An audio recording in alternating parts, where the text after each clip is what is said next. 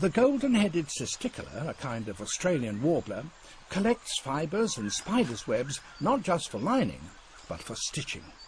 There is no more skilled tailor in the whole of the bird world.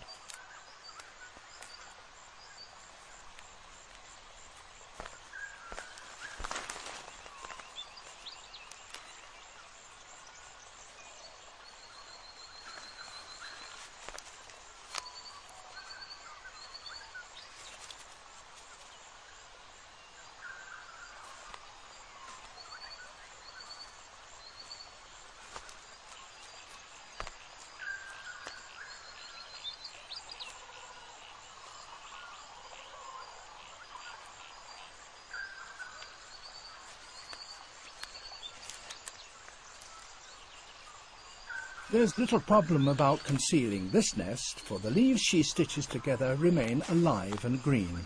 When she's finished, you would barely notice that they're bent together in a slightly unusual way. The problem is greater when a nest sits on the bare branches of a tree. The Citella, an Australian equivalent of the nuthatch, constructs its nest from spiders' webs and insect cocoons, and then covers the outside with rather coarser material. Two pairs are building here, close to one another. This one is in a tree covered in lichen.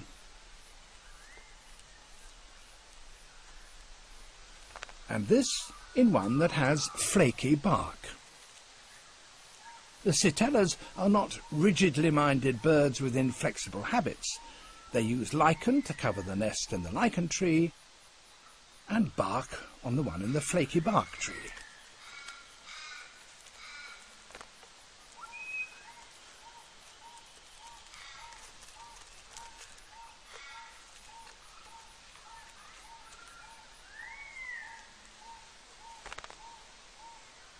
As a result, each is as well camouflaged as anyone could hope, and though both nests are plain for all to see, they're not easily recognized for what they are.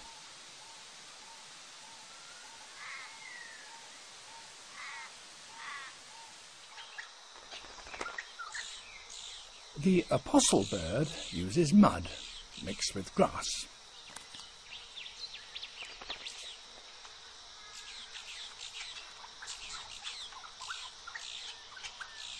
Nest building is a group activity. A pair with their grown-up young from previous seasons work together. It used to be believed that there was always a dozen in the team, which is why they're called apostle birds.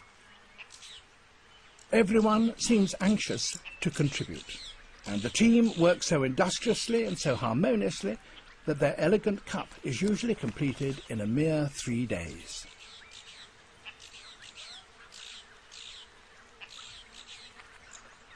A bird's beak, it seems, can serve just as well as a plasterer's trowel as a tailor's needle.